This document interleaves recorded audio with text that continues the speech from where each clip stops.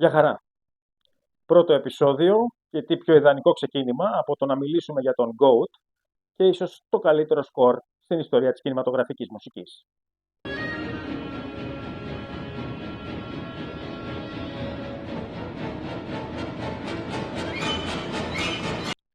Η ιστορία είναι πάνω κάτω γνωστή. Ο Spielberg πήγε να ακούσει το θέμα που έχει φτιάξει ο Williams. Ο Williams του παίξε στο πιάνο αυτές τις δύο νότες. Του λέει ο Spielberg, πλάκα μου κάνεις, δεν είναι δυνατόν.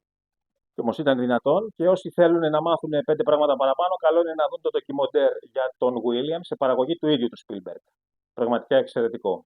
Όσοι πάλι θέλουν να δουν μια σούπερ ανάλυση όλου του σκορ, προτείνω το βίντεο του Χρήστου του Παπαγεωργίου, που είναι και ό,τι καλύτερο θα δείτε πάνω στα σαγόνια του Καρχαρία.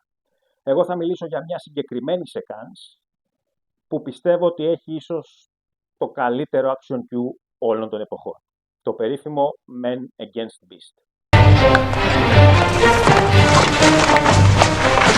You're gonna need a bigger boat, right? Get clear of the barrel. Shoot! Bring it on the barrel! I'm coming around again!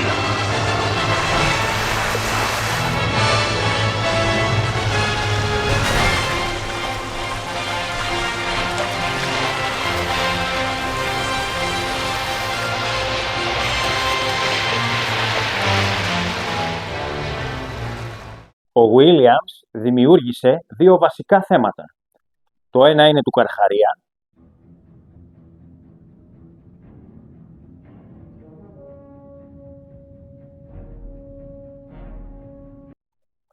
και το άλλο είναι των κυνηγών, η φούγκα. Γιατί όμως έφτιαξε ένα θέμα και για τους τρεις και όχι τρία ξεχωριστά θέματα? Γιατί είναι σαν να σου λέει ότι μόνο μέσω της συνεργασίας μπορείτε να νικήσετε αυτό τον αντίπαλο. Αν πάει ο καθένας μόνος του,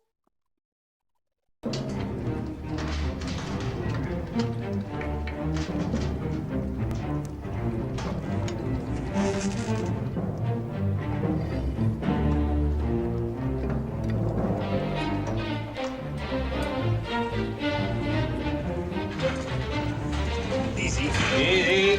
All right. Up she goes. These are up.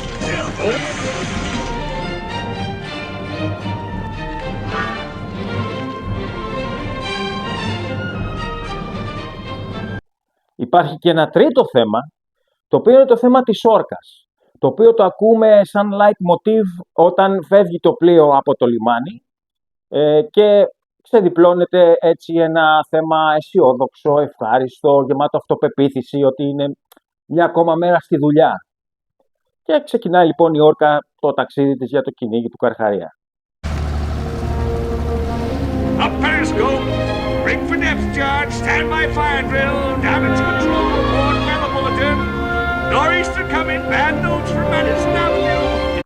Το θέμα της όρκας θα παρουσιαστεί στην πλήρη ανάπτυξή του όταν οι τρεις κυνηγοί καταδιώκουν τον Καρχαρία και η όρκα στα ντουζένια της εκείνη τη στιγμή, στην ακμή της, στο αποκορύφωμά της, προλαβαίνει τον Καρχαρία και έτσι ο Κουίτ του καρφώνει το δεύτερο βαρέλι.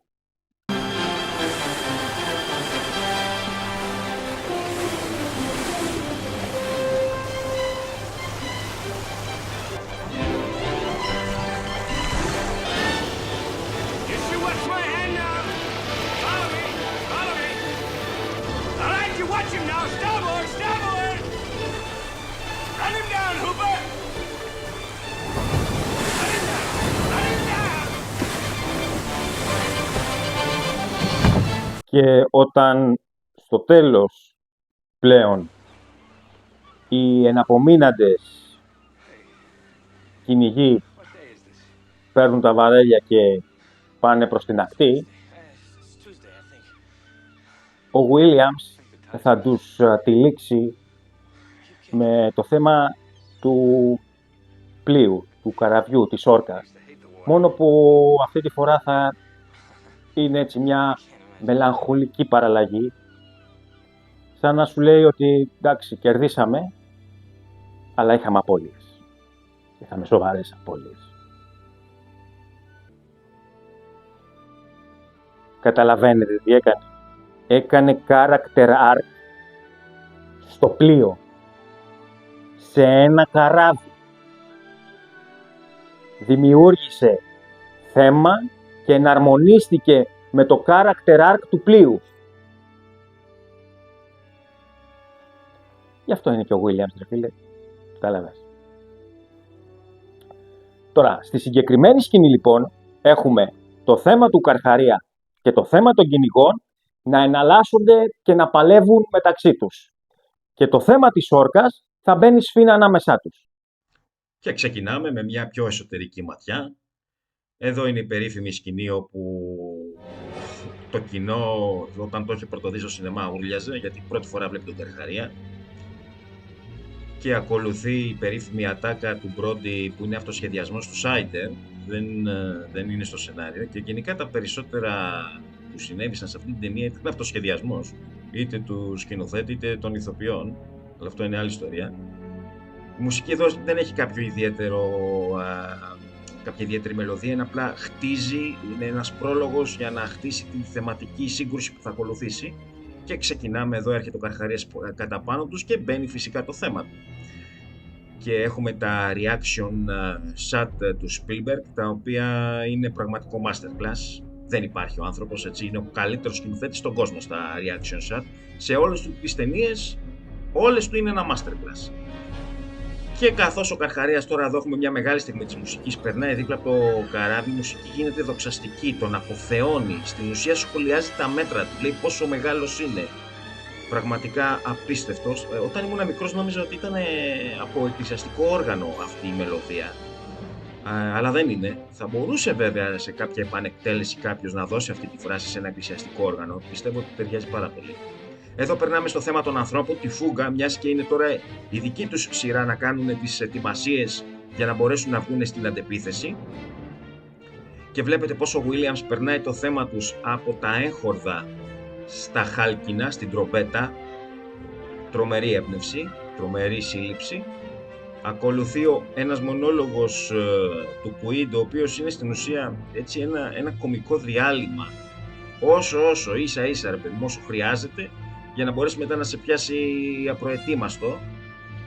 Και εδώ περνάμε τώρα στο θέμα της όρκα και βλέπετε ότι η σύγκρουση εδώ, η κωμική σύγκρουση των δύο χαρακτήρων στην ουσία είναι ένα establish, δηλαδή βλέπουμε τον επιστήμονα ο οποίος αυτή τη στιγμή θέλει να βγάλει φωτογραφία για να δείξει το μέγεθος του Καρχαρία, το πόσο αυτιστικός είναι, ας πούμε, με την επιστήμη του, και η δειλία του αστυνομικού παραμένει δειλία, ο φόβος του παραμένει φόβος.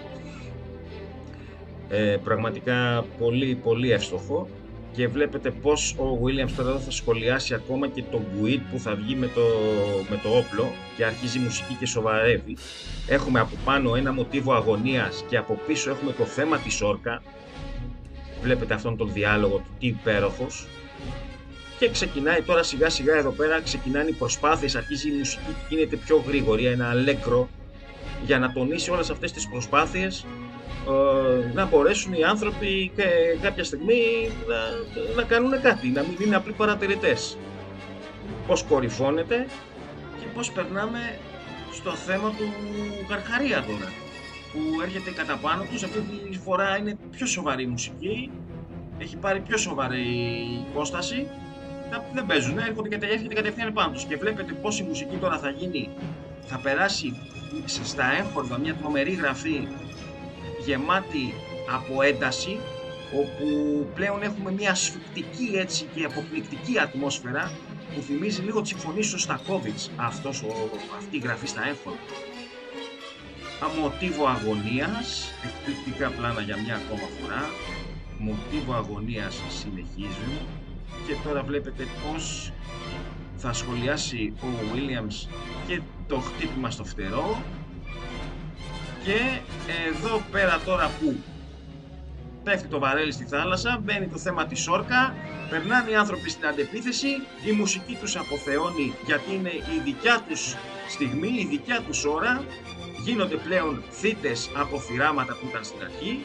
Βλέπετε αυτές οι εναλλαγές στο σενάριο, τι εκπληκτικές εφαρμογές βρίσκουν στη σκηνοθεσία. Και εδώ έχουμε το δοξαστικό θέμα, όπως πριν δόξαζε τον Καρχαρία, τώρα δοξάζει αυτούς, και θέμα της όρκας, το οποίο χάνεται σιγά σιγά. Και η μουσική αρχίζει και γίνεται λίγο ειρωνική. Είναι σαν να σου λέει, ρε εσείς, μήπως είστε λίγοι? Άστο, άμα είναι να σχολάσετε. Σχολάστε να το κάνω εγώ, δεν γίνεται. Πραγματικά είναι απίστευτο το πόσες εναλλαγές συναισθημάτων υπάρχουν σε 5 λεπτά. Δηλαδή έχω δει αυτή τη σκηνή χιλιάδες φορές, άπειρες φορές. Δεν κάθε φορά ανατριχιάζω. Δηλαδή λέω πραγματικά πώς το κάνει αυτό το πράγμα, ρε παιδί. Πώς το κάνει, μου φεύγει το κρανίο δηλαδή. Μου φεύγουν οι κάλτσες, δηλαδή δεν γίνεται αυτό. Πολλά action cues θα μπορούσαν να διεκδικήσουν τον τίτλο του κορυφαίου action cues στην ιστορία της κινηματογραφικής μουσικής. Ένα άλλο παράδειγμα που μου έρχεται τώρα στο μυαλό είναι από τους κυνηγούς της χαμένης Κιβωτού, η οκτάλεπτη σεκάνς με το φορτηγό.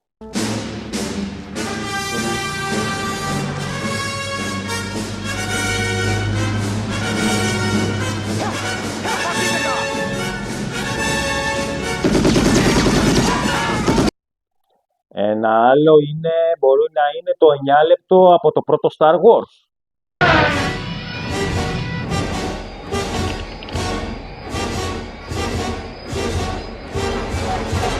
Μπορεί επίσης να είναι το 9 λεπτό από τις περιπέτειες του E.T. στην κλιμάκωση αυτής της ιστορηματικής ταινίας.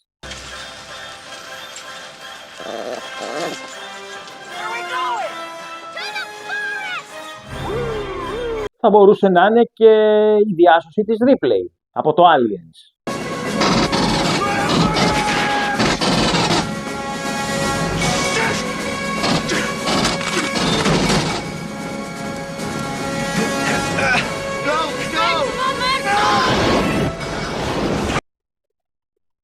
Πολλά του Cayman, ίσως του Goldsmith σίγουρα, το περίφημο κυνήγι από τον πλανήτη των Πυθίκων.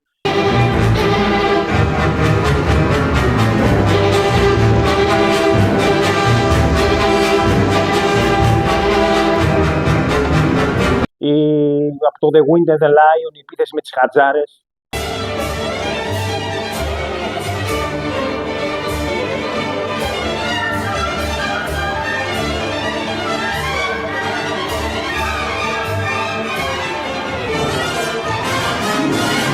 Φυσικά θα μπορούσε να είναι και όλοι οι παλιοί συνθέτες της Golden Age εποχής του Hollywood.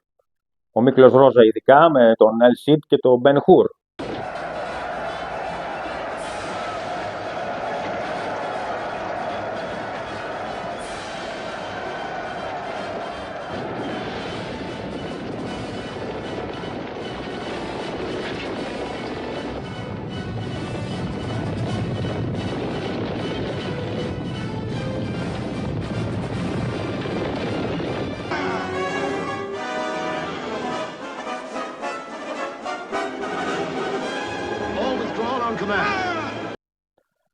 Αλλά κατά την άποψή μου, αυτό το action cue για μένα είναι το κορυφαίο, γιατί ποτέ άλλοτε, σε τόσα λίγα λεπτά, δεν περιγράφτηκαν με τέτοιο τρόπο, με τέτοια αλάνθαστη ενορχήστρωση, όλες αυτές οι προσπάθειες του ανθρώπου και η ανάγκη του για μάχη, για αγώνα, για επιβίωση και στο τέλος για επικράτηση απέναντι σε έναν αντίπαλο που επειδή έπαιζε στην έδρα του ήταν σαφώς υπέρτερος. Εσείς έχετε κάποιο action cue που να σας έχει μείνει, που να σας έχει καρφωθεί στον εγκέφαλο, που να νομίζετε ότι αυτό είναι το αγαπημένο σας και το βάζετε και το ακούτε συνέχεια? Ποιο πιστεύετε δηλαδή ότι θα μπορούσε να είναι το καλύτερο?